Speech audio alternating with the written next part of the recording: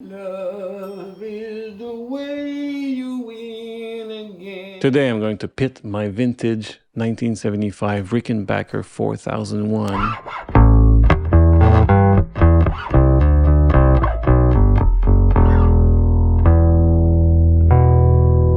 against my Mexican 2013 Fender Bass VI pawn shop.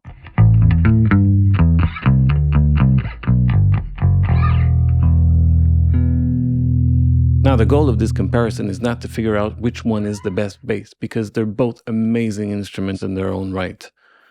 What I want to do is figure out, in the context of a particular song, which tone fits that song better, which tone is the most musical for that particular song, that particular context. The context is going to be a new 1-minute mini song I wrote and recorded. Both basses are going to be playing the exact same part through the exact same preamp, the Pro Art MPA II, passing through the Pro Art VLA II compressor directly into Cubase. The Rickenbacker is fully stock, original pickups, original bridge, original everything except the paint job. It had been changed before I bought it from Fire Glow Red to Natural Maple. The strings are Rotosound stainless steel round wounds.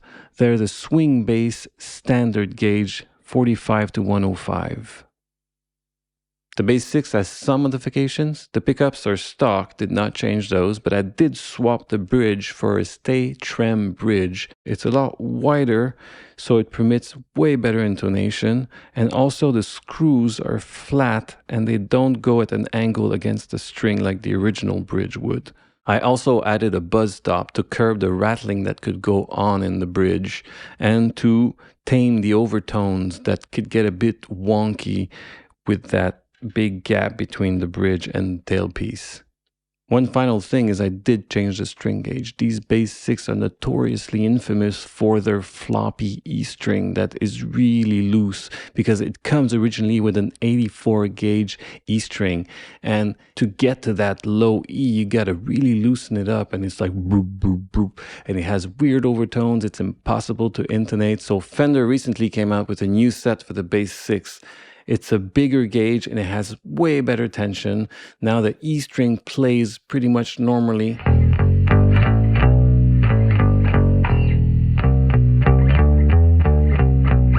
And it can be intonated, which is really cool. I'm going to be playing both basses a bit different. The Bass 6 is very receptive to palm muting and playing a bit closer to the bridge.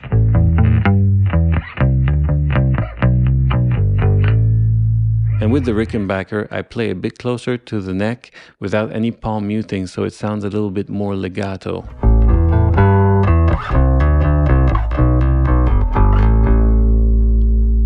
Now in the mix, I'm not going to mix them with the exact same plugin chain and the exact same presets, because both basses have radically different tones and they require different plugin chains to really maximize the sound of the bass itself within the context of a song. So they're going to be mixed with different effects and different plugins. I'm going to show those on the screen when I show the sound tests. The comparison is going to be in two phases. In the first phase, I'm going to compare the raw bass tracks against each other. And in the second phase, I'm going to compare the two bass tracks within the context of the song itself with the guitars and the vocals and everything to see how it sits in the mix. First, here is the Rickenbacker by itself with a little bit of drums underneath to support it.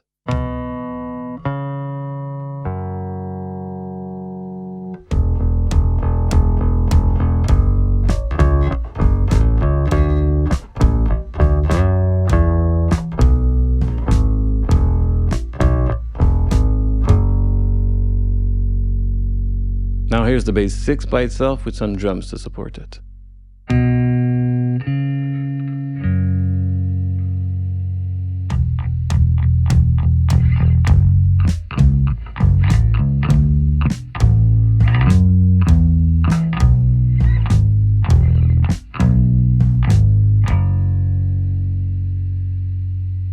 Now here's the Rickenbacker in the context of the full mix, including guitars and vocals.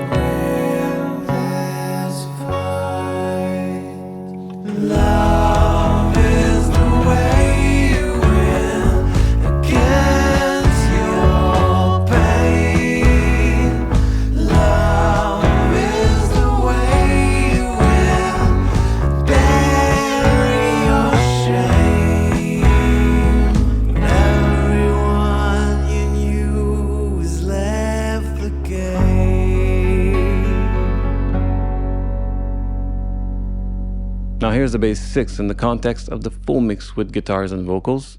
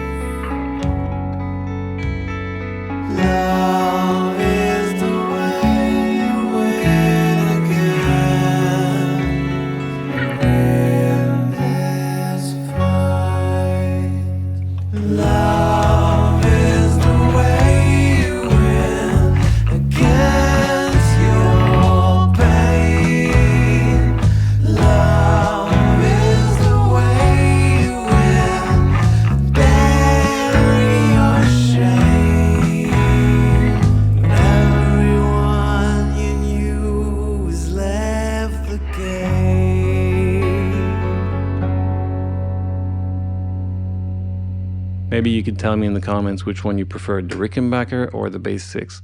Right now, I might be edging towards the Bass 6. I'm kind of enjoying the tick-tackiness of the attack.